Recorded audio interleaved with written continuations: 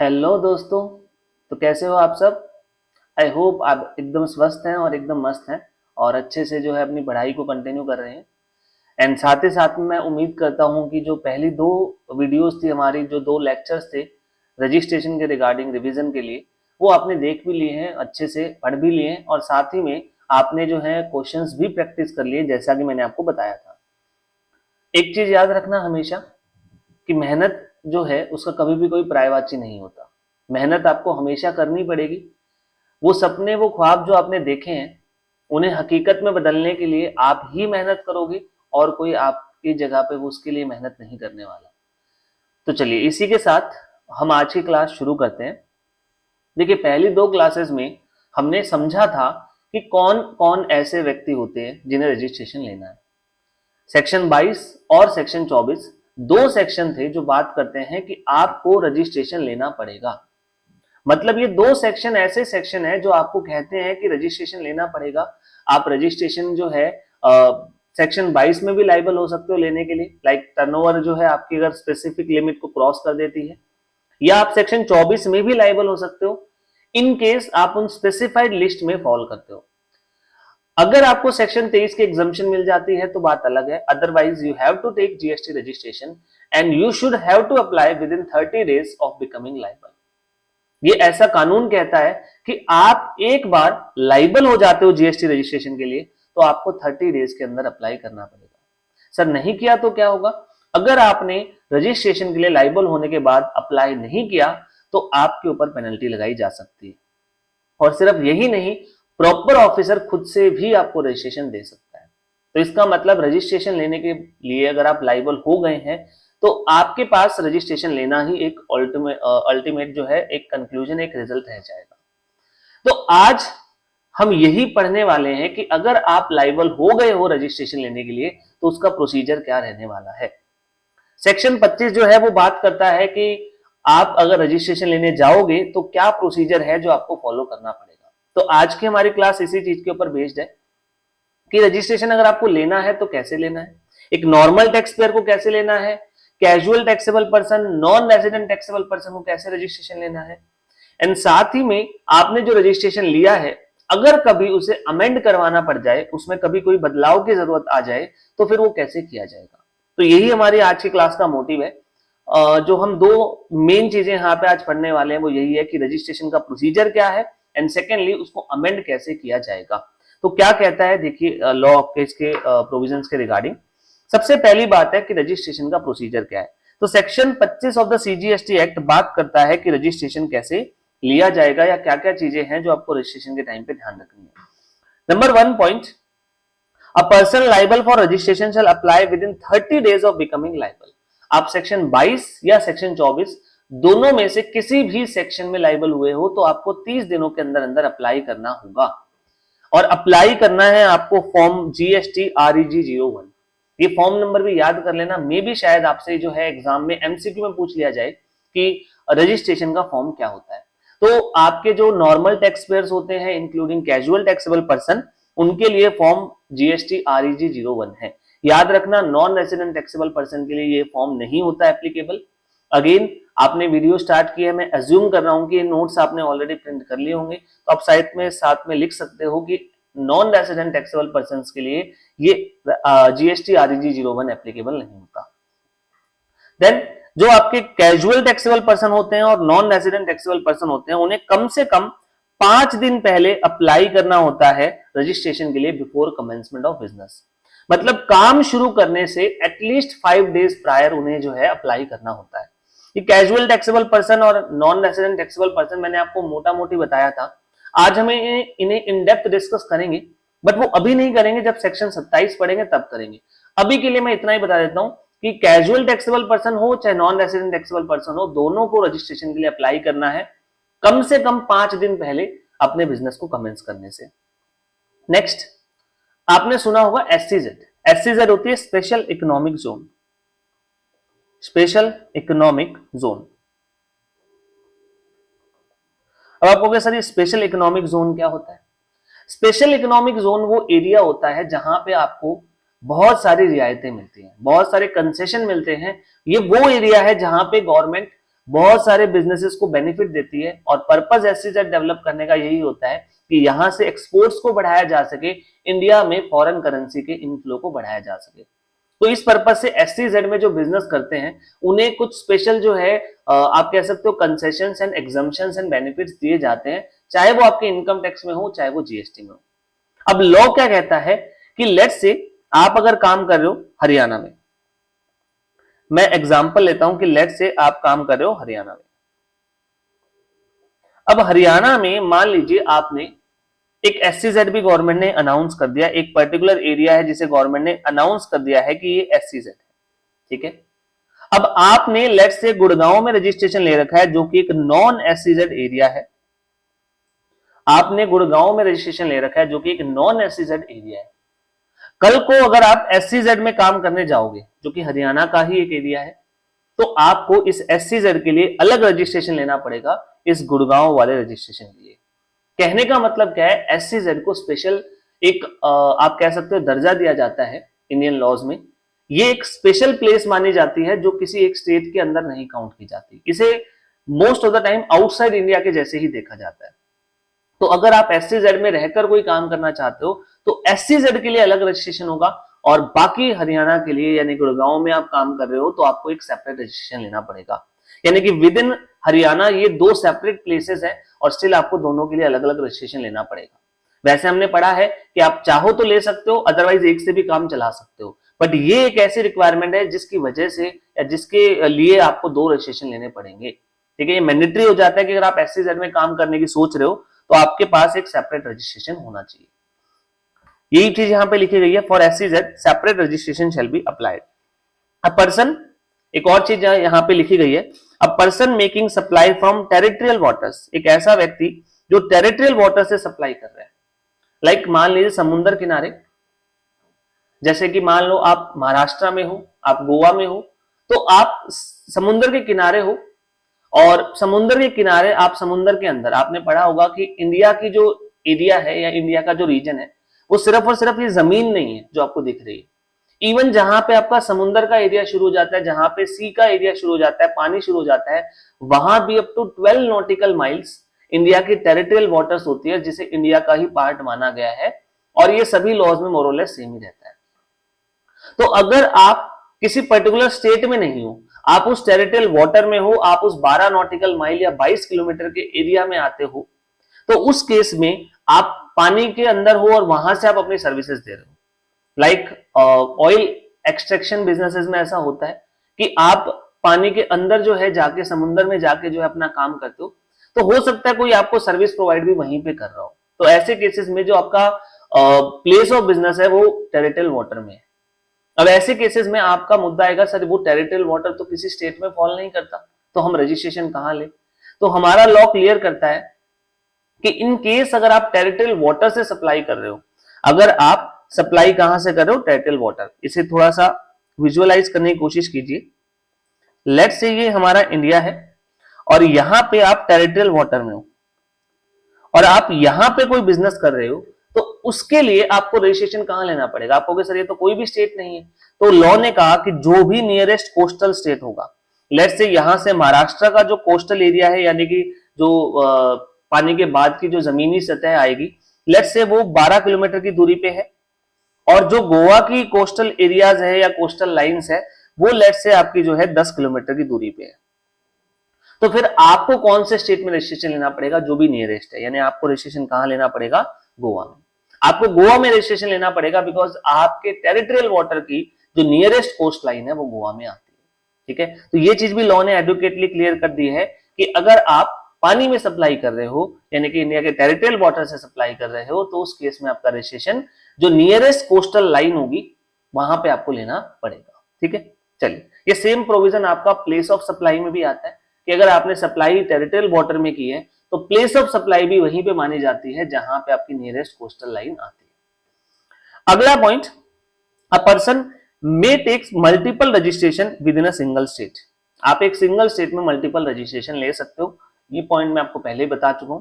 और इस केस में जितने भी रजिस्ट्रेशन आपके होंगे उन्हें डिस्टिंक्ट पर्सन माना जाएगा। और सेम सिचुएशन याद रखना एससीजेड वाले केस में भी लगेगी, क्योंकि आपको गवर्नमेंट ने कहा है कि एससीजेड का सेपरेट रजिस्ट्रेशन आएगा। तो वो भी एक डिस्टिंक्ट पर्सन माना जाता है। यानी कि अगर आपके हरियाणा में गुड़गांव में एक आपका रजिस्ट्रेशन है एंड दूसरा रजिस्ट्रेशन SEZ में है जो कि खुद हरियाणा में ही लोकेटेड है, इस केस में दो रजिस्ट्रेशन है, दोनों को सेपरेट पर्सन माना जाएगा, दोनों को डिस्टिंक्ट पर्सन माना जाएगा for the purpose of GST। Next, एक व्यक्ति जो 22 या 24 दोनों सेक्शन में से किसी में भी लाइबल नहीं हुआ तो क्या वो अपनी मर्जी से भी रजिस्ट्रेशन ले सकता है? दैट मींस मुझे बस लेना है, मुझे रजिस्ट्रेशन चाहिए, तो क्या मैं ले सकता हूं? The answer is yes. Even if you are not liable to take registration either under section 22 और 24, then also you can take registration voluntarily. आप वॉलंटरीली अपनी मर्जी से रजिस्ट्रेशन ले सकते हो। अंडर सेक्शन 25 आप रजिस्ट्रेशन के लिए अप्लाई कर सकते हो एंड जब आप रजिस्ट्रेशन के लिए REG 01 में अप्लाई करोगे तो वो पूछता है आपसे क्या आप लाइबल हुए थे या खुद से आए हो, तो आप वहां पे डिफाइन करते हो, वहां पे आप मार्क करते हो कि यस हम वॉलंटरी रजिस्ट्रेशन ले रहे हैं, otherwise we were not liable to take registration either under section 24 और 22। चलिए नेक्स्ट पॉइंट, जो एक गवर्नमेंट ने इंपॉर्टेंट अपडेट डाला कुछ समय पहले ही, हुआ क्या, GST रजिस्ट्रेशन के लिए नॉर्मली आपका पेन रिक्वायर्ड होता है या आपके KYC डॉक्यूमेंट लाइक आपका आधार, पेन, आपकी पासपोर्ट साइज फोटोज, ये कुछ बेसिक डॉक्यूमेंट्स थे जो GST रजिस्ट्रेशन के लिए चाहिए थे। अब लोग करते क्या थे, लाइक मान लीजिए मैं अपने घर में आराम से बैठा हूं, मैं कोई काम नहीं कर रहा हूं, स्टिल मेरे डॉक्यूमेंट्स, मेरे पेन, मेरे आधार हो सकता है कहीं ना कहीं से किसी व्यक्ति के हाथ लग जाए। ऐसा बहुत ही कॉमन है क्योंकि इंडिया में बहुत सारी चीजों में आप ये डॉक्यूमेंट्स जो है एज ए KYC के तौर पर देते हो और वहां से उनका लीक होना कोई बहुत बड़ी बात नहीं है।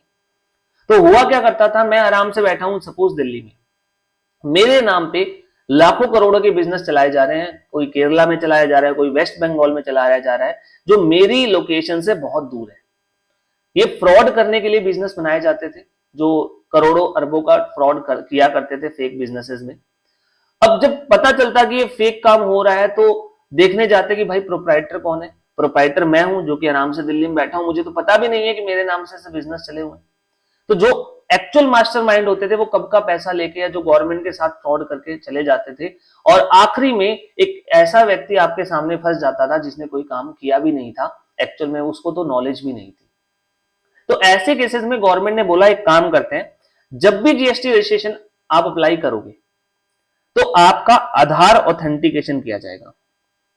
आधार ऑथेंटिकेशन मतलब जब मैं GST नंबर के लिए अप्लाई करूंगा तो मुझे क्या करना होगा, जैसे ही मैं अप्लाई करूंगा मेरा फॉर्म सबमिट होने के बाद मेरे पास एक लिंक आएगा, जिस लिंक पे क्लिक करके मैं अपना आधार नंबर डालूंगा और एक OTP जनरेट होगा जो मेरे आधार में रजिस्टर्ड मोबाइल पे जाएगा।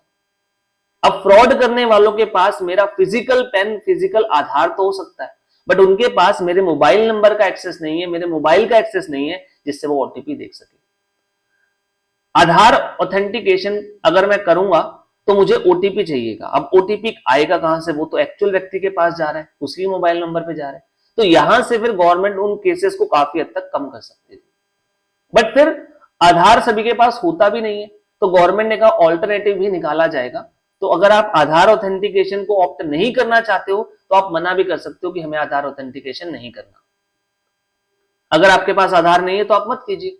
लेकिन उस केस में फिर एक और गाइडलाइन जारी की गई कि ऐसे केसेस में प्रॉपर ऑफिसर फिजिकली विजिट करेगा और उसी के बाद रजिस्ट्रेशन आपको ग्रांट करेगा।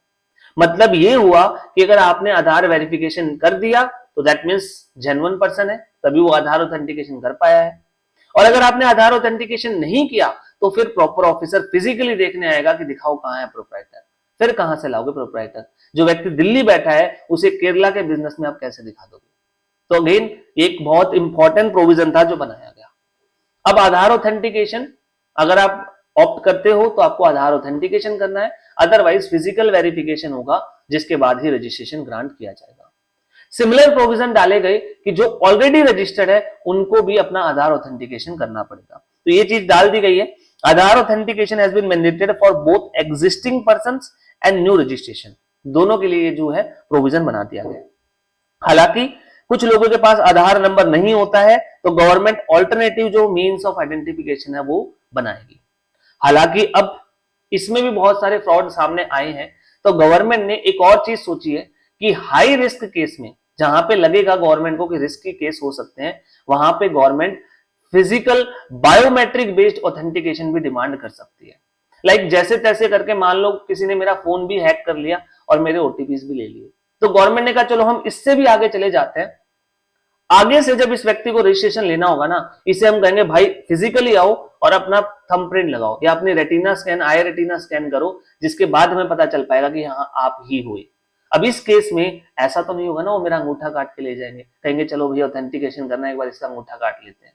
तो कहीं ना कहीं गवर्नमेंट ने अपनी तरफ से एक और एडिशनल चीज की है, लेकिन ये बहुत ही हाई रिस्क केस में होगी। In some high risk applicants biometric based Aadhaar authentication में भी रिक्वायर्ड है। ठीक है, ये टेस्ट फेज बेसिस में गुजरात में कुछ जगह पे यूज भी किया गया है, बट ये चीज अभी कंप्लीटली पूरे पैन इंडिया बेसिस पे इंप्लीमेंट होने में काफी टाइम लग सकता है। फिर आपने कहा सर ये तो केस हो गया इंडिविजुअल का आधार ऑथेंटिकेशन हो सकता है, company, partnership firm, societies, in case में क्या होगा? तो गवर्नमेंट ने बोला देखो ये नॉन इंडिविजुअल्स हैं, इनके आधार नहीं बन सकते, लेकिन इनको चलाने वाले व्यक्ति, इनके की पर्सनल जो होंगे उनके तो आधार होते हैं। लाइक पार्टनरशिप फर्म के केस में पार्टनर्स का आधार देखा जाएगा, उनका आधार ऑथेंटिकेशन होगा। कंपनी के केस में कंपनी के जो मैनेजिंग डायरेक्टर्स है, बोर्ड है, उनका किया जा सकता है, डायरेक्टर्स का किया जा सकता है। सिमिलर वे में ट्रस्ट के केस में बोर्ड ऑफ ट्रस्टीज के केस क्या किया जा सकता है, एचयूएफ के केस में कर्ता का किया जा सकता है, होल टाइम डायरेक्टर्स का हो सकता है कंपनी केस में। तो ये अलग अलग तरीके से इनका भी आधार ऑथेंटिकेशन हो सकता है। तो ओवरऑल गवर्नमेंट ने आधार ऑथेंटिकेशन का एक सिस्टम बनाया है, जिसके थ्रू जो भी व्यक्ति रजिस्ट्रेशन लेने आएगा उस व्यक्ति का या उस व्यक्ति को चलाने वाले मेन पर्संस का आधार ऑथेंटिकेशन किया जाएगा, जिससे ये गवर्नमेंट के लिए एक तसल्ली हो जाए कि हाँ ये व्यक्ति जो रजिस्ट्रेशन लेने आया है वो जेन्युइन व्यक्ति है, वो वही व्यक्ति है जिसके नाम से अप्लाई किया जा रहा है, वो खुद ही रजिस्ट्रेशन लेने आया है, ताकि इस टाइप के फ्रॉड को कम किया जा सके। हालांकि इसमें एक इंपॉर्टेंट पॉइंट ध्यान रखना है कि कुछ लोगों को आधार ऑथेंटिकेशन से या आधार वेरिफिकेशन के इस प्रोसेस से एग्जम्प्ट किया गया है। लास्ट टू लास्ट अटेम्प्ट ये क्वेश्चन पूछा भी गया था एग्जाम में कि who are the person that are exempted from Aadhaar authentication. तो मैं एक बार आपको वो भी बता देता हूं कौन कौन ऐसे व्यक्ति हैं जिन्हें आधार ऑथेंटिकेशन की रिक्वायरमेंट से फ्री कर दिया गया है। गवर्नमेंट ने कहा है कि आपको आधार ऑथेंटिकेशन की जरूरत नहीं है। तो देखिए, a person who is not a citizen of India, एक ऐसा व्यक्ति जो इंडिया का नागरिक नहीं है, क्योंकि ध्यान रखना जो इंडियन सिटीजन नहीं है उसका कभी भी आधार नहीं बनेगा, तो फिर उस केस में उनका आधार ऑथेंटिकेशन नहीं हो सकता। सिमिलर वे में डिपार्टमेंट और एस्टेब्लिशमेंट ऑफ स्टेट गवर्नमेंट और सेंट्रल गवर्नमेंट, फ्रॉड की बात हो रही है तो गवर्नमेंट का डिपार्टमेंट थोड़ी फ्रॉड करेगा, तो गवर्नमेंट के डिपार्टमेंट के केस में अगेन बोला गया कि आधार ऑथेंटिकेशन की जरूरत नहीं है। सिमिलर वे में local authorities, statutory body, PSU, अगर आप ध्यान से देखोगे तो ये चारों गवर्नमेंट की एंटिटीज है जहां पे फ्रॉड नहीं हो सकता। तो हेंस यहां पे आपके आधार ऑथेंटिकेशन की जो है एग्जम्पशन दे दी गई है। And lastly a person applying for UIN, unique identity number, ये आपके जो फॉरेन एम्बेसीज वगैरह होते हैं, मैंने लास्ट क्लास में भी डिस्कस किया था, उन्हें लेना होता है। अगेन उनके पास भी आधार नहीं होता है, तो उस वजह से इन्हें जो है एग्जाम किया गया है। सेकेंडली यूआईएन के पास जो होल्डर्स, यूआईएन होल्डर्स होते हैं, उनका वो रजिस्ट्रेशन भी नहीं माना जाता है, तो एज सच उनके इसमें आपकी कंप्लायंस बर्डन को कम किया गया है और आधार ऑथेंटिकेशन को कोई रिक्वायरमेंट वहां पे नहीं डाली गई कि आप एग्जाम्प्ट हो, आपको कोई जरूरत नहीं है आधार ऑथेंटिकेशन। ठीक है, चलिए, तो ये था प्रोसीजर या मैं कहूं प्रोविजन किस चीज का, आधार ऑथेंटिकेशन का। सिमिलर वे में एक और छोटा सा प्रोविजन डाला गया। होता क्या है, जब हम जीएसटी रजिस्ट्रेशन करते हैं तो वहां पे आपको बैंकिंग डिटेल भी डालनी होती है, आपको अपने बैंक अकाउंट नंबर और आईएफएससी कोड वहां पे डालना होता है एज अ प्रूफ कि हाँ ये हमारा बैंक अकाउंट है। आपको अपने जो अकाउंट है उसकी स्टेटमेंट या कैंसिल चेक भी अपलोड करना होता है, या पासबुक की कॉपी भी आप अपलोड कर सकते हो। अब हुआ क्या, लेट्स से मैंने एक बिजनेस शुरू किया है और मैं चाहता हूं कल को उस बिजनेस के नाम से एक सेपरेट अकाउंट खुलवाऊं, या मैं एक कंपनी हूं, मेरा इनकॉर्पोरेशन होगा, रजिस्ट्रेशन होगा जीएसटी का, फिर जाके करंट अकाउंट खुलेगा। अब गवर्नमेंट कह रही है भाई रजिस्ट्रेशन के टाइम पे करंट अकाउंट या अपने बैंक अकाउंट की डिटेल दो।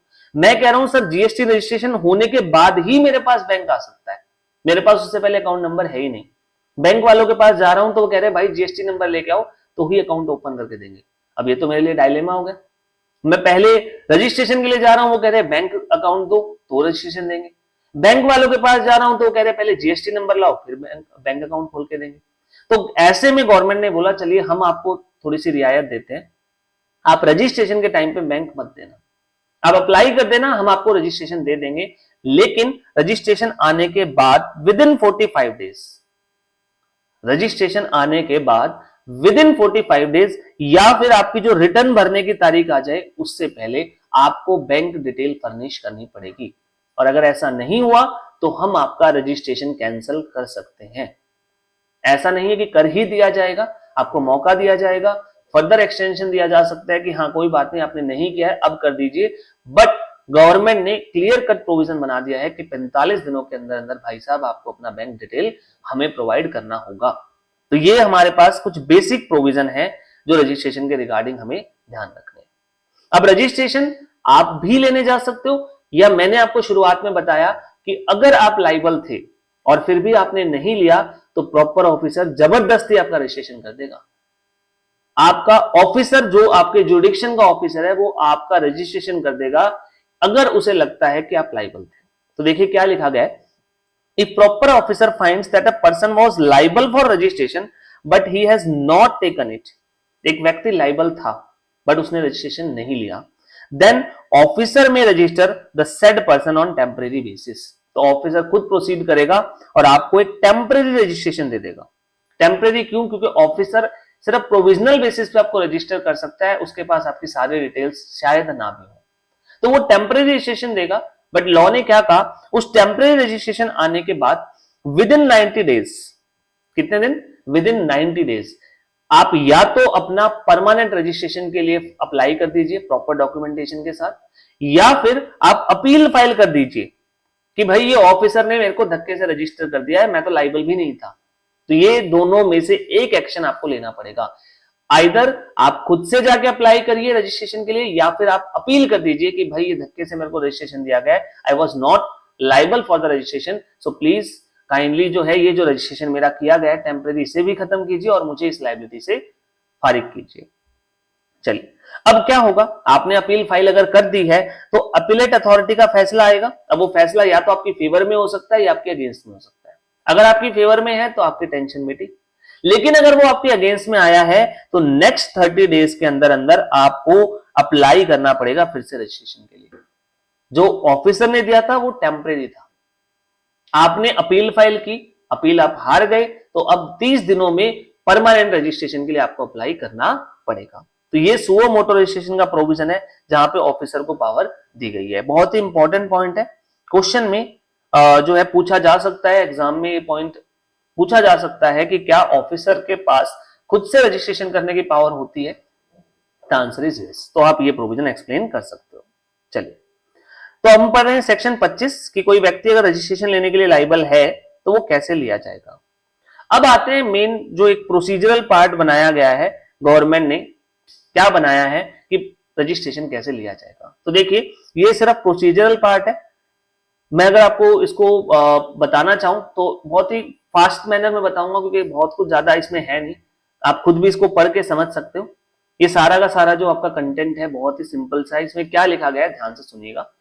जब भी आप रजिस्ट्रेशन के लिए अप्लाई करोगे तो आपका फॉर्म होता है, मैं नॉर्मल टैक्स पेयर की बात करता हूं, मैं कैजुअल टैक्सेबल पर्सन की बात कर रहा हूं, आपको फॉर्म जीएसटी REG 01 में अप्लाई करना होता है रजिस्ट्रेशन के लिए। और ये जो फॉर्म है इसके ना दो पार्ट होते हैं, पार्ट ए और part B.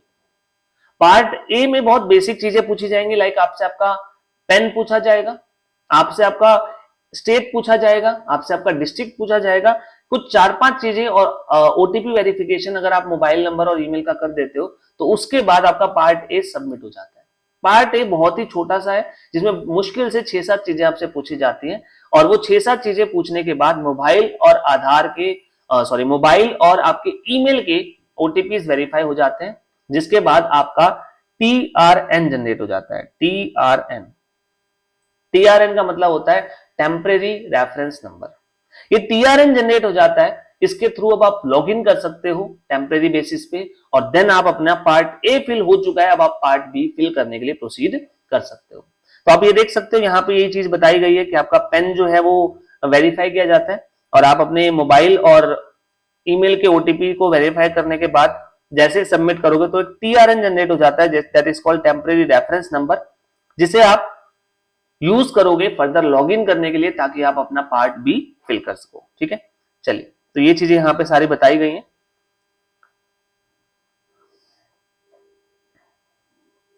Casual taxable person के केस में हम आगे पढ़ेंगे कि उन्हें ना रजिस्ट्रेशन के टाइम पे ही एडवांस में टैक्स भी देना होता है। तो वो प्रोविजन भी गवर्नमेंट ने यहाँ पे डाला हुआ है कि टीआरएन के साथ साथ उन्हें जो है टैक्सेस भी पे करने का एक चालान दे दिया जाएगा। तो उनका रजिस्ट्रेशन मान्य तभी होगा अगर वो टैक्स पे कर देते हैं, जो भी प्रोविजनली उन्हें लगता है कि हमारा रहने वाला है। खैर, उस प्रोविजन को हम इन डेप्थ डिस्कस करेंगे जब हम कैजुअल टैक्सेबल पर्सन के मुद्दे पर आएंगे। अब जैसे ही आप पार्ट ए फिल करते हो, देन आपसे कहा जाता है कि आप पार्ट बी के लिए लॉग इन कर सकते हो।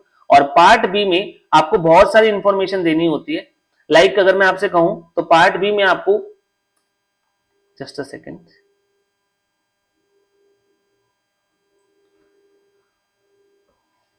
तो पार्ट बी में आपको बहुत सारी चीजें फिल करनी होती है। लाइक आपको अपना बिजनेस की डिटेल देनी होती है कि आप कहां से बिजनेस करोगे। आपको प्रोप्राइटर या पार्टनर्स की पूरी डिटेल देनी होती है। कंपनी के केस में डायरेक्टर्स की डिटेल देनी होती है। आप कौन से गुड्स और सर्विस में ट्रेड करोगे ये भी बताना होता है। आप कहां पे बिजनेस करोगे, आपके प्रिंसिपल प्लेस कौन से होंगे बिजनेस के, आपके एडिशनल प्लेसेस क्या होंगे बिजनेस के, वो चीज भी आपको रजिस्ट्रेशन के टाइम पे स्पेसिफाई करनी पड़ेगी। ये सारी चीजें आप कहां पे डालते हो, पार्ट बी में। और जैसे ही पार्ट बी में आप वो सारी इंफॉर्मेशन डालते हो तो आप लास्ट में अपना ओटीपी के थ्रू एप्लीकेशन को सबमिट कर सकते हो। एप्लीकेशन सबमिट करने के कुछ समय बाद, मे बी 1 घंटे या 2 घंटे के बाद, आपके पास आपकी ईमेल आईडी पे एक लिंक आता है जिसके थ्रू आप आधार ऑथेंटिकेशन कर सकते हो। हालांकि आप रजिस्ट्रेशन के टाइम पे आधार ऑथेंटिकेशन के लिए मना भी कर सकते हो। आप वहां पे नो कर सकते हो कि हमें आधार ऑथेंटिकेशन नहीं करना। ऐसे केसेस में फिर आपके रजिस्ट्रेशन ग्रांट से पहले प्रॉपर ऑफिसर फिजिकल विजिट करेगा। अगर आप आधार ऑथेंटिकेशन के लिए यस कर देते हो तो आपके पास ऑप्शन आएगा, फिर आप आधार ओटीपी से उसे ऑथेंटिकेट कर सकते हो। उस केस में ऑफिसर चाहे तो विजिट कर सकता है, but most of the cases में ऑफिसर विजिट नहीं करता है। ठीक है, बट वहां पे ऑफिसर के ऊपर आ जाती है वो बात कि वो करना चाहे तो करेगा, ना करना चाहे तो ना भी करे। लेकिन इन केस अगर आपने आधार ऑथेंटिकेशन के लिए नो कर दिया है तो फिर देखिएगा कि ऑफिसर आपकी फिजिकल वेरिफिकेशन जरूर करेगा। फिर वहां पे मैंडेटरी है कि ऑफिसर बिना फिजिकल वेरिफिकेशन रजिस्ट्रेशन अलॉट नहीं कर सकता। अब यहाँ पे कुछ टाइम लिमिट बताई गई है कि कैसे क्या होगा। आपने जैसे ही एप्लीकेशन सबमिट की, तो एप्लीकेशन सबमिट करने के बाद क्या होगा कि आपका जो ऑफिसर है वो देखता है कि सब कुछ ओके है या नहीं, उसमें कुछ कमियां हैं या आपकी जो एप्लीकेशन है उसमें जो चीजें होनी चाहिए थी वो सब कुछ आपकी जो है एडेड है या नहीं है। तो देखिए, if same are found in order, मतलब जो चीजें पूछी गई थी, जो चीजें चाहिए थी, ऑफिसर को सेटिस्फैक्टरी लगी है या नहीं लगी। The answer is yes. अगर ऑफिसर को लगता है सब कुछ सही है, ठीक है, और आपने आधार ऑथेंटिकेशन किया था, तो विदाउट वेरिफिकेशन होना है, जो भी होना है, तो ऑफिसर फिर वहां पे जो है प्रोसीड कर सकता है रजिस्ट्रेशन ग्रांट करने के लिए within 7 working days from the date of submission of application. यहाँ पे वो फिजिकल वेरिफिकेशन करना नहीं चाहता तो विद इन 7 डेज वो आपको रजिस्ट्रेशन ग्रांट कर देगा। दूसरा केस, आपने आधार ऑथेंटिकेशन के लिए मना कर दिया था, या फिर ऑफिसर को ऑथेंटिकेशन के बाद भी लगा कि मुझे तो फिजिकल विजिट करना है, तो विद इन 7 डेज, जरूरी नहीं कि वो फिजिकल विजिट कर पाए, तो फिर यहाँ पे टाइम लिमिट को 30 डेज तक का बना दिया गया है। यानी कि सिंपली कहूं तो अगर ऑफिसर विदाउट वेरिफिकेशन करेगा अप्रूवल तो 7 दिनों में कर देगा, लेकिन अगर वो जाएगा फिजिकली देख के आएगा तो उसे 30 दिनों का समय दिया गया है। और वो फिजिकली कब देख के आएगा, या तो आपने ऑथेंटिकेशन करने से मना कर दिया है, आपने आधार ऑथेंटिकेशन के लिए नो कर दिया है, तो उसे फिजिकली आना ही पड़ेगा। और अगर आपने यस भी किया है तो हाई रिस्क केस में वो फिजिकल वेरिफिकेशन के लिए आ सकता है। ठीक है, आपकी प्रोफाइल की बेसिस पे उसे ऐसा लगा है कि उसे जाना चाहिए तो वो जा सकता है। लाइक आपने पहले भी 1-2 बार रजिस्ट्रेशन लिए हैं और कुछ फ्रॉडुलेंट केसेस पाए गए थे जिसके बाद आपका रजिस्ट्रेशन बंद कर दिया गया था, तो आगे हमेशा के लिए एक रेड फ्लैग जनरेट हो जाता है कि हाँ भाई इन्होंने पहले भी गड़बड़ की थी, आगे भी कर सकते हैं। तो उस केस में ऑफिसर विजिट के लिए जो है वो सोच सकता है कि हाँ मुझे विजिट करके आनी है। ठीक है, चलिए, इन केस ऑफिसर को लगता है कि नहीं भाई सब कुछ ओके नहीं है, तो फिर वो आपको टाइम देता है कि प्लीज आप इसे रेक्टिफाई कीजिए जो भी आपके डिफेक्ट्स हैं, एंड देन आपको जो है विद इन प्रिस्क्राइब टाइम उन डिफेक्ट्स को रेक्टिफाई करना होता है और अपनी एप्लीकेशन को रीसबमिट करना होता है। एक मौका मिलता है आपको, अगर आपके डिफेक्ट्स हैं तो आप उसे रेक्टिफाई कर सकते हो। अगर आपकी जो रीसबमिटेड एप्लीकेशन है ऑफिसर को ओके लगती है तो आपको रजिस्ट्रेशन ग्रांट कर देगा। अगर उसे लगता है फिर भी इसमें गड़बड़ रह गई तो वो एप्लीकेशन को रिजेक्ट कर देगा। इसका मतलब आपकी एप्लीकेशन अब रिजेक्ट हो चुकी है, आपको अगेन फिर से एक नई बार अप्लाई करना पड़ेगा अगर आपको रजिस्ट्रेशन चाहिए तो। ठीक, तो ये प्रोसीजर बता रखा है, आप इसे नॉर्मली पढ़ सकते हो, मुझे नहीं लगता इसमें कुछ ज्यादा बताने वाला है। टाइम लिमिट है वो आपको याद ही करनी पड़ेगी, तो आप यहां से उसे पढ़ के याद कर सकते हो। चलिए, तो ये आपका प्रोसीजर बना रखा है कि रजिस्ट्रेशन लेने के लिए आप जो है वो कैसे अप्लाई करोगे और क्या टाइम लिमिट्स हैं जो आपको फॉलो करनी है और कैसे कैसे जो है वो स्टेप बाय स्टेप जो है आपका प्रोसीजर चलता है रजिस्ट्रेशन का। चलिए, इसके बाद है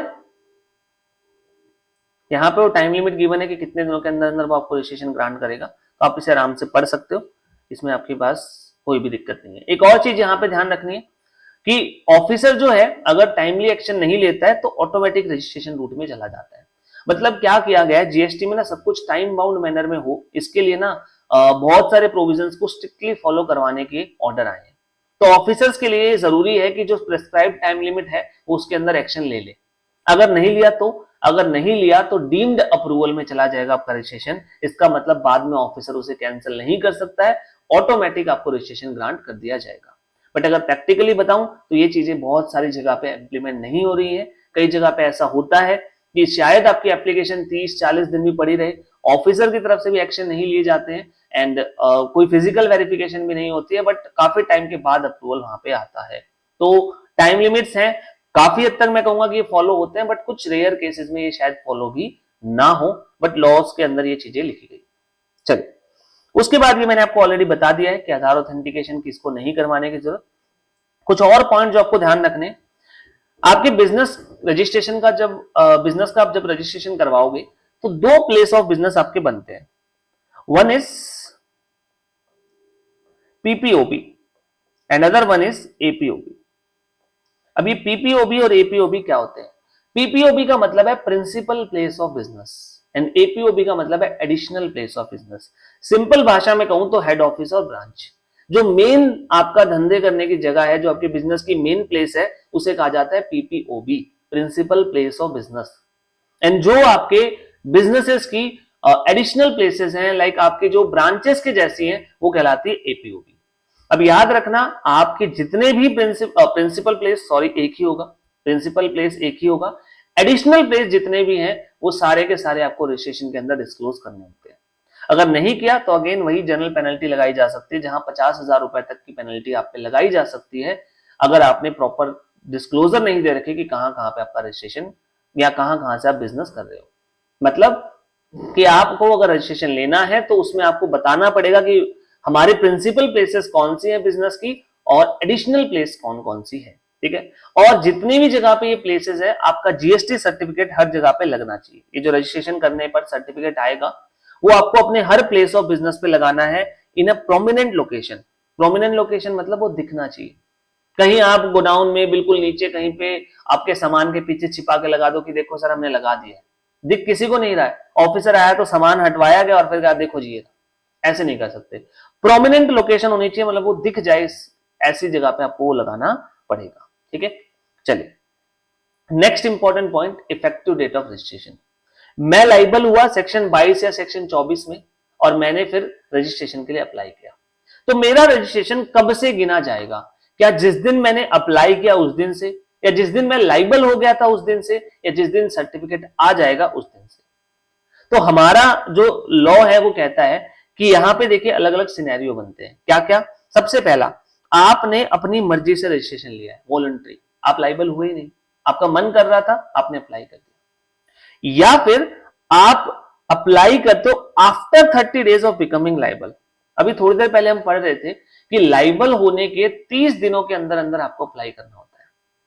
अब यहां पे हमारा प्रोविजन कहता है कि अगर आपने बियॉन्ड 30 डेज अप्लाई किया, मतलब लाइबल हुए आपको 30 से ज्यादा दिन हो चुके हैं और फिर आप अप्लाई करने जा रहे हो, या फिर आप अपनी मर्जी से अप्लाई करने जा रहे हो, वॉलंटरीली अप्लाई करने जा रहे हो, तो ऐसे केसेस में जिस दिन आपका रजिस्ट्रेशन आएगा, सर्टिफिकेट जिस दिन इश्यू होगा, उसी दिन को डेट ऑफ रजिस्ट्रेशन माना जाएगा। लाइक मान लीजिए मैं 4 मई को लाइबल हो गया था रजिस्ट्रेशन के लिए, 4 मई को मैं लाइबल हो गया था रजिस्ट्रेशन के लिए, बट मैंने 30 दिनों में अप्लाई नहीं किया, मैंने अप्लाई किया लेट से 15 जून को, बियॉन्ड 30 डेज।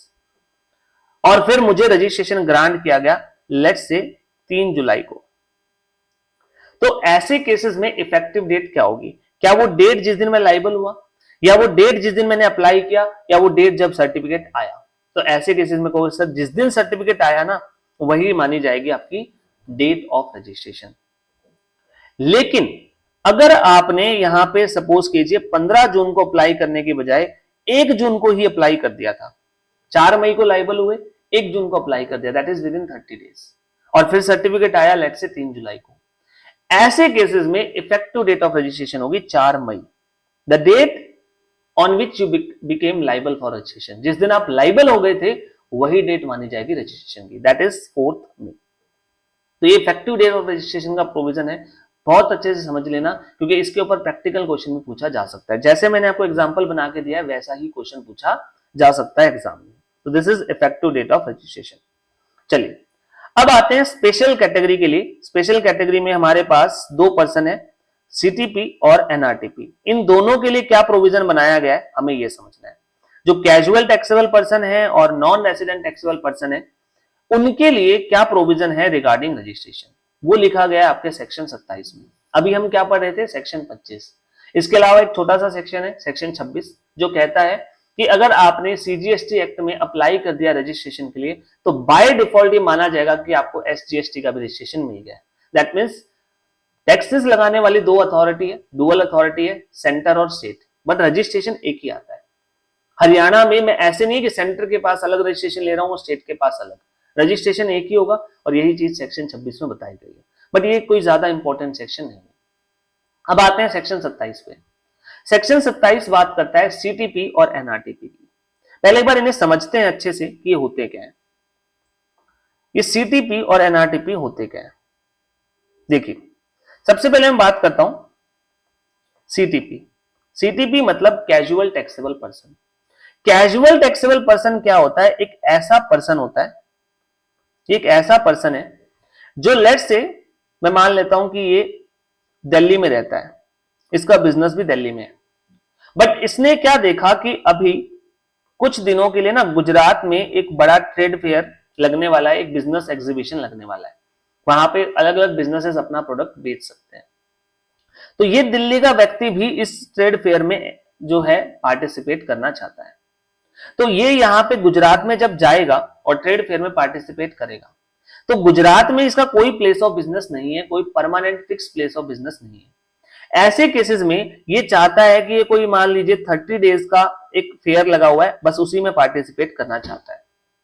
तो गवर्नमेंट कहती है कि अगर आप एक राज्य में रहते हो और आप दूसरे राज्य में जाते हो जहां पे आपका परमानेंट प्लेस ऑफ बिजनेस नहीं है, तो ऐसे केसेस में वहां पे जाके आपको अगर बिजनेस करना है टेम्परेरी तौर पर तो हम आपको सीटीपी का दर्जा देंगे और आपके लिए रजिस्ट्रेशन मैंडेटरी है, जैसा हमने सेक्शन 24 में पढ़ा था। हमें पढ़ा था कि आपको वेट नहीं करना लिमिट क्रॉस होने का, आपको रजिस्ट्रेशन पहले ही दिन लेना पड़ेगा। अब इवन गवर्नमेंट ने क्या बोला है, लेट्स से आपका जो फेयर है वो स्टार्ट होगा 15 जुलाई से, तो लॉ कहता है कि एटलीस्ट भाई 5 दिन पहले तो जरूर अप्लाई करना रजिस्ट्रेशन के लिए। हमें देने में भी, रजिस्ट्रेशन इशू करने में भी थोड़ा समय लगता है, तो हमें 5 दिनों का समय जरूर देना, मतलब 10 जुलाई से पहले पहले आप अप्लाई कर देना, ठीक है। तो कमेंस करना जब भी आप चाहते हो बिजनेस, उससे 5 डेज पहले आपको अप्लाई करना होता है। ये प्रोविजन एनआरटीपी और सीटीपी दोनों के लिए। एक और चीज जो इनके लिए इंपॉर्टेंट रखी गई है कि इस व्यक्ति को बोला जाएगा भाई तुम 30 दिनों के लिए रजिस्ट्रेशन लेने आए हो, तुम्हें हम जानते भी नहीं गुजरात में तुम क्या करोगे क्या नहीं करोगे, और तुम पता नहीं कहां से आए हो कहां जाओगे, तो इसलिए गवर्नमेंट ने बोला भाई तुम्हारा कौन पता रखेगा बाद में, तुम्हारा भरोसा नहीं है, तुम एक काम करो, तुम 30 दिनों में जो माल बेचने की सोच रहे हो, हमें नहीं पता कितना बेचोगे, but what is your expectation, बस उसी के हिसाब से काम करो, जो भी टैक्स बन सकता है वो आज एडवांस में जमा करवा दो। इसका मतलब ये कि कैजुअल टैक्सेबल पर्सन को रजिस्ट्रेशन लेने से पहले टैक्स भी देना पड़ेगा एडवांस में, जो उसे लगता है कि बन जाएगा वहां पे जो सप्लाई करेगा उस पे, ठीक है। तो ये एडवांस टैक्स जमा करवा के ही आप जो है अप्लाई कर सकते हो। यही चीज वहां पे लिखी गई थी कि जब आप टीआरएन जनरेट करते हो फॉर्म जीएसटी आरईजी 1 भरते टाइम, तो पार्ट ए फिल करने पर टीआरएन आएगा, साथ में एक चालान की कॉपी भी आ जाएगी कि भाई ये टैक्स है भर दो, फिर पार्ट बी पे आना, फिर तुम्हें रजिस्ट्रेशन दिया जाएगा। तो मतलब टैक्सेस पे किए बिना मत आना, हम आपको रजिस्ट्रेशन ग्रांट नहीं करेंगे। तो सर ये टेम्परेरी रजिस्ट्रेशन कितने दिनों का होता है? ये रजिस्ट्रेशन 90 दिनों का होता है। एट फर्स्ट आप अगर मान लो 40 दिन के लिए काम करना चाहते हो तो 40 का ले लीजिए, बट एक बार में आप इसको मैक्सिमम कितने दिनों का ले सकते हो? 90 डेज। क्या इसे बढ़वाया जा सकता है? यस, फर्दर एक्सटेंशन डिमांड की जा सकती है, जो फर्दर 90 डेज की एक्सटेंशन आपको ग्रांट की जा सकती है। 90 दिनों का रजिस्ट्रेशन है, 90 दिन आपको फर्दर और प्रोवाइड किए जा सकते हैं। क्या सर और मिल जाएगी? आप खुद सोचिए, आप कैजुअल टैक्सेबल पर्सन हो, 270 दिन आप काम करना चाहते हो क्या? अगर आप कहीं पे 270 दिन काम करना चाहते हो तो क्या आप लगता है कि अभी भी टेम्परेरी हो? अगर आप साल में 270 दिन काम करते हो मतलब मेजॉरिटी ऑफ द टाइम आपने काम किया है, you are not temporary anymore. तो इसलिए यहां पे सिर्फ 90 प्लस 90 डेज की ही लिमिट रखी गई है कि 180 दिन तक ही ठीक है, इससे आगे नहीं जा सकते। ठीक है, चलिए, तो ये प्रोविजन बनाया गया सीटीपी के रिगार्डिंग, और एग्जैक्ट सिमिलर प्रोविजन है एनआरटीपी के रिगार्डिंग। अब ये एनआरटीपी क्या होते हैं? लाइक सीटीपी में था कि एक व्यक्ति लेट्स से वो दिल्ली का है और वो गुजरात जा रहा है, यानी कि है इंडिया का लेकिन एक राज्य से दूसरे राज्य जा रहा है। एनआरटीपी जैसा कि नाम सजेस्ट करता है, he is a non resident person, मतलब वो इंडिया का है ही नहीं, और उसका पूरे इंडिया में फिक्स प्लेस ऑफ बिजनेस नहीं है, कोई परमानेंट रेजिडेंसी की प्लेस भी नहीं है। तो ऐसे केसेस में उसे इंडिया में एनआरटीपी बोला जाएगा, और जब वो इंडिया के बाहर से आएगा इंडिया में कुछ दिनों के लिए तो उसे एनआरटीपी के तौर पर रजिस्ट्रेशन लेना पड़ेगा। इसके लिए भी वही रिक्वायरमेंट है, एटलीस्ट 5 दिन पहले रजिस्ट्रेशन लेना पड़ेगा, टैक्सेस एडवांस में देने पड़ेंगे। सिमिलर प्रोविजन यहां पे भी बनाए गए हैं, तो इस चीज के लिए कोई भी फर्क यहां पे नहीं रखा गया। आप देख सकते हो दोनों की डेफिनेशन, जैसा कि आप डेफिनेशन में देख पाओगे सीटीपी में क्या लिखा गया, a person who make supply of goods और सर्विस और बोथ इन द कोर्स और furtherance of business whether as a principal or agent or in any other capacity in a state or UT where he has no fixed place of business।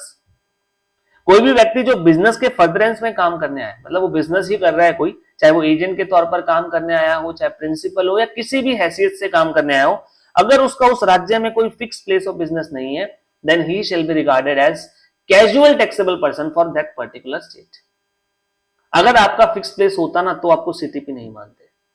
तो अगर मान लो मेरा fix place है उस राज्य में तो मुझे सीटीपी नहीं बोला जाएगा, अदरवाइज मुझे क्या बोला जाएगा वहां पे? Casual taxable person. फिर एनआरटीपी की अगर आप डेफिनेशन पढ़ते हो तो यहां भी वही है, a person who make supply of goods और सर्विस और बोथ, चाहे प्रिंसिपल हो, चाहे एजेंट हो, या किसी और कैपेसिटी में हो, लेकिन उसका कोई फिक्स प्लेस ऑफ बिजनेस भी नहीं है या रेसिडेंसी का प्लेस नहीं है इन एंटायर इंडिया, तो एक व्यक्ति नॉन रेसिडेंट है। ठीक है, इंडिया में इसकी कोई ठोर ठिकाना नहीं है, वो इंडिया के लिए नॉन रेसिडेंट है, तो ऐसे केसेस में आप एनआरटीपी लोगे। अब दोनों के डेफिनेशन में एक फर्क देख लेना, यहां पे लिखा गया इन दी कोर्स और फर्दरेंस ऑफ बिजनेस, लेकिन ऐसा कुछ भी यहां पे नहीं लिखा गया। इसका मतलब ये है कि सीटीपी के केस में, कैजुअल टैक्सेबल पर्सन के केस में, वो उस चीज का बिजनेस करता है तो ही वो लाइबल है रजिस्ट्रेशन लेने के लिए। लेकिन एनआरटीपी में अगर आप बिजनेस नहीं करते, आप कैजुअली कोई ट्रांजेक्शन अंडरटेक करते हो जो बिजनेस की डेफिनेशन में नहीं आता या इन दी फर्दरेंस ऑफ बिजनेस में नहीं आता, तो भी आप लाइबल हो जाओगे रजिस्ट्रेशन के लिए। बहुत नाइंसाफी है ना। खैर, अपने देश के लिए इतना तो देखो फर्क बनता ही है कि कोई बाहर से आके अगर इंडिया में काम करना चाहेगा तो कुछ तो एडिशनली देखिए हम उन पे लगाएंगे।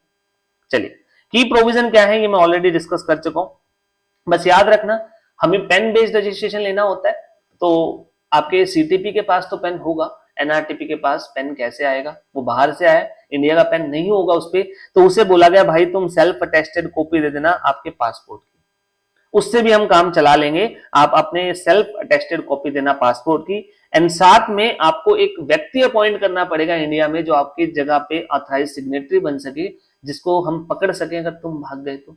अगर तुम ना मिले तो कोई तो होना हमारे पास, तो इसलिए लॉ ने कहा कि भाई पासपोर्ट की सेल्फ अटेस्टेड कॉपी दे जाना, एंड साथ में आपके पास कोई भी एक ऑथराइज्ड व्यक्ति होना चाहिए जो इंडियन रेसिडेंट होना चाहिए और जिसके पास वैलिड पेन होना चाहिए। ठीक है, ऐसे केसेस में आपको फिर रजिस्ट्रेशन दिया जाएगा। दोनों ही केस में आपको एडवांस टैक्स देना पड़ता है। ठीक है, उसी के बाद आपको रजिस्ट्रेशन दिया जाएगा, एंड रजिस्ट्रेशन इनिशियली 90 दिन का होता है, जिसे फर्दर 90 दिन से एक्सटेंड करवाया जा सकता है। याद कर रखना, अगर आप एक्सटेंशन के लिए अप्लाई कर रहे हो तो टैक्स और भरना पड़ेगा, क्योंकि पहले आपने जो भरा था वो पहले 90 दिन के हिसाब से भरा था, अब आपको लगता है यार मेला तो काफी दिनों चलेगा तो और थोड़ा बिजनेस कर लेते हैं, तो ऐसे केसेस में आपको टैक्स भी और देना पड़ेगा एडवांस में। ठीक है, चलिए, तो ये प्रोविजन थे सीटीपी और एनआरटीपी के जो सेक्शन 27 में लिखे गए। तो अब मैंने सेक्शन 25 आपको बता दिया, 26 का थोड़ा बहुत बताया क्योंकि उसमें कुछ है भी नहीं, और 27 भी बता दिया। अब आते हैं आज के लास्ट प्रोविजन पे, सेक्शन 28। सेक्शन 28 क्या है? सेक्शन 28 है अमेंडमेंट इन द रजिस्ट्रेशन। हमने जो रजिस्ट्रेशन ले लिया, जो मैंने आपको बताया था, रजिस्ट्रेशन जब आप अप्लाई करते हो तो पार्ट बी फिल करते टाइम आपको बहुत सारी डिटेल डालनी होती है। लाइक आप अपना additional place of business, principal place of business, क्या चीज का बिजनेस करोगे, आपका मोबाइल, ईमेल, बैंक डिटेल्स, बहुत सारी इंफॉर्मेशन आप वहां पे फिलअप करते हो। क्या ऐसा हो सकता है कि विद टाइम वो इंफॉर्मेशन बदल जाए? Answer is yes. तो अगर वो इंफॉर्मेशन बदलती है तो आपको भी तो चेंज करना पड़ेगा ना। तो हमारा लॉ कहता है कि आपको विद इन 15 डेज अप्लाई करना होता है। जो भी चेंज हुआ है उसके 15 दिनों के अंदर अंदर आपको पोर्टल पे भी उस चीज को अपडेट कर देना है बाय फाइलिंग एन अमेंडमेंट। तो अमेंडमेंट फाइल करते टाइम आपको क्या ध्यान रखना है? देखिए, जो भी इंफॉर्मेशन आपने रजिस्ट्रेशन के टाइम पे दी थी उसमें कुछ इंफॉर्मेशन बहुत इंपॉर्टेंट है जिनके बदलने से बहुत बड़ा फर्क पड़ सकता है, और कुछ इंफॉर्मेशन ऐसी भी है जो बहुत ही बेसिक है, लाइक आपका मोबाइल, ईमेल बदल भी लोगे तो कोई ज्यादा फर्क नहीं पड़ेगा। तो ऐसे केसेस में अब गवर्नमेंट ने देखा कि लाखों जीएसटी नंबर हो गए हैं पूरे इंडिया में, और अगर छोटी छोटी जैसे मोबाइल, ईमेल आईडी भी कोई बदल रहा है और उसके लिए भी हम ऑफिसर से परमिशन लेने जाए तो बेचारा ऑफिसर कितना बर्डन में होगा सोचिए। नए रजिस्ट्रेशन आ रहे हैं, पुराने वालों के केस चल रहे हैं, तो इतने में कोई बंदा आता है, सर ये ईमेल आईडी अपडेट करें, अप्रूव कर दो, तो कितना बर्डन बढ़ जाएगा। तो गवर्नमेंट ने इन चीज को रैशनलाइज करने के लिए बोला कि भाई तुम्हारी जितनी भी इंफॉर्मेशन है ना, उन्हें दो पार्ट में हम डिवाइड कर रहे हैं। वन इज कोर फील्ड, ऐसी चीजें जो बहुत इंपॉर्टेंट है, and other one is non core field, जो ज्यादा इंपॉर्टेंट नहीं है। तो उस केस में हम ऑफिसर को बीच में नहीं लाएंगे, आपके ऑटोमेटिक रूट से अप्रूवल मिल जाएगी। अब ये कौन सी चीजें हैं? देखिए, कोर फील्ड में या इंपॉर्टेंट चीजों में तीन चीजें हैं। Number one is name of business. Name of business बहुत इंपॉर्टेंट होता है। ऐसा हो सकता है कि कोई पुराने नाम पे कोई बहुत सारे फ्रॉड करके और आप अपना नाम बदल के उस चीज को छिपाने की कोशिश करें। तो लॉ ने कहा नाम बदलोगे बिजनेस का तो पहले ऑफिसर से पूछना पड़ेगा। सिमिलर वे में पीपीओबी या एपीओबी, प्रिंसिपल प्लेस ऑफ बिजनेस या एडिशनल प्लेस ऑफ बिजनेस में कोई अमेंडमेंट हो रही है तो अगेन परमिशन लेनी पड़ेगी। एंड लास्टली स्टेक होल्डर में चेंज होना, लाइक पार्टनर की डिटेल में चेंज होना, डायरेक्टर की डिटेल में चेंज होना, उस केस में भी आपको पूछना पड़ेगा। याद रखना, प्रोप्राइटर की डिटेल चेंज नहीं हो सकती।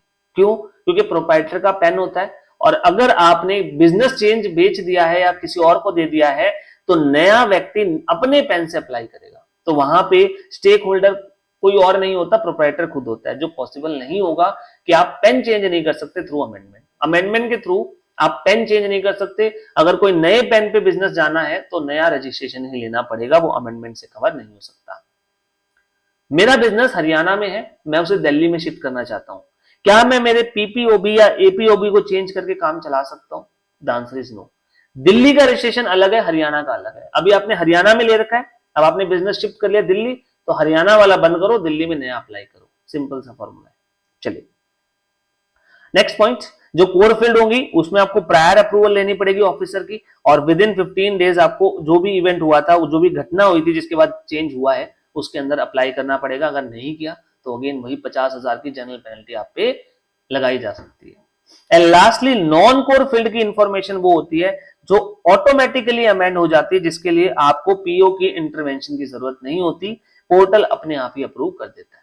तो ऐसे केसेस में ना आप जैसे अप्लाई करते हो वो ऑटोमेटिक अप्रूवल मोड में चली जाती है और अप्रूव होके आ जाती है। तो ये था प्रोविजन अमेंडमेंट के रिगार्डिंग। ठीक है, तो ये मैंने आपको अभी 3 सेक्शन आज बताए हैं। जो मेन, जो अगर हम बात करें तो सेक्शन 25 की रजिस्ट्रेशन कैसे लेना है, सेक्शन 27 की सीटीपी और एनआरटीपी में क्या प्रोविजन लगते हैं, एंड लास्टली सेक्शन 28 की अमेंडमेंट कैसे होगा। अगर मैं ओवरऑल आपको बताऊं तो हमने कौन कौन से सेक्शन डिस्कस किए हैं। नंबर 1 इज सेक्शन 22, जो बात करता है कि अगर आपने थ्रेशोल्ड क्रॉस कर दी तो रजिस्ट्रेशन लेना पड़ेगा। अदर प्रोविजन भी थे बट वो ज्यादा इंपॉर्टेंट नहीं है। फिर आया सेक्शन 23, जो बात करता है कि अगर आप रजिस्ट्रेशन लेने के लिए आ रहे हो तो ये ध्यान रखना इन केस में आप एग्जाम्प्ट हो, तो आपको रजिस्ट्रेशन नहीं लेना। फिर आया सेक्शन 24, जो बात करता है अगेन मैंडेटरी रजिस्ट्रेशन कब कब लेना है। लाइक अगर आप इंटर स्टेट अप्लाई करते हो गुड्स की। अगर आप सीटीपी हो, अगर आप एनआरटीपी हो, अगर आप ई कॉमर्स ऑपरेटर हो, अगर आप टीडीएस जो है डिडक्ट करने के लिए लाइबल हो, आप टीसीएस कलेक्ट करने के लिए लाइबल हो, आपको जो है ओआईडीएआर वाली सर्विसेज देनी है, आपको आईएसडी का रजिस्ट्रेशन लेना पड़ेगा, इन केसेस में आपको जो है रजिस्ट्रेशन लेना मैंडेटरी किया गया है अंडर सेक्शन 24। फिर सेक्शन 25 आया जो कहता है कि अगर आप 22 या 24 में लाइबल हो गए तो हमारे पास आइए, हम आपको बताएंगे रजिस्ट्रेशन कैसे लेना है। फिर 26 आया जो कहता है कि अगर आप एक जगह पे यानी कि सेंटर के नाम पर रजिस्ट्रेशन लेते हो तो स्टेट का अलग से लेने की जरूरत नहीं है, वो आया मान लिया जाएगा अपने आप ही। और फिर आया सेक्शन 27 जो कहता है कि भाई कैजुअल टैक्सेबल पर्सन और एनआरटीपी वाले हमारे पास आओ, कुछ स्पेशल बातें तुम्हें बतानी है। और फिर आया सेक्शन 28 की भाई रजिस्ट्रेशन ले लिया है, इन केस उसे अमेंड करना पड़े तो कैसे करना है। अब इतना करने के बाद अब हमारे दो सेक्शन बचते हैं, सेक्शन 29 और सेक्शन 30। 29 है कि आपका रजिस्ट्रेशन जो है वो कैंसिल किया जा सकता है, एंड नंबर 30 है कि कैंसिल होने के बाद भी उसे रीइंस्टेट किया जा सकता है बाय वे ऑफ रिवोकेशन। इसको हम नेक्स्ट क्लास में पढ़ेंगे। अभी के लिए आपको ये करना है कि आप इनको सारों को अच्छे से रीड कर लीजिए, सबको गो थ्रू कर लीजिए और जितने क्वेश्चंस मिल सके प्रैक्टिकल क्वेश्चंस उन्हें आप अच्छे से प्रैक्टिस कर लीजिए। अच्छे से प्रैक्टिस कीजिए, अच्छे से प्रोविजन को समझिए, अच्छे से पढ़िए और अच्छे से अपनी तैयारी करके अपने एग्जाम दीजिए। मेरी वेल विशेष हमेशा आपके साथ है और जितना मुझसे हो पाएगा मैं आपकी हेल्प यहाँ पे करने के लिए तैयार हूँ, बट शर्त यह है कि आपको भी साथ में मेहनत करनी पड़ेगी। चलिए आज के लिए बस इतना ही। आई होप कि आपको ये चीजें समझ आ रही हैं और आप साथ साथ में जो है अच्छे से अपनी स्टडी को कंटिन्यू भी कर रहे हैं। आज के लिए इतना ही, थैंक यू। कल मिलते हैं और फिर आगे के हम सेक्शंस डिस्कस करेंगे।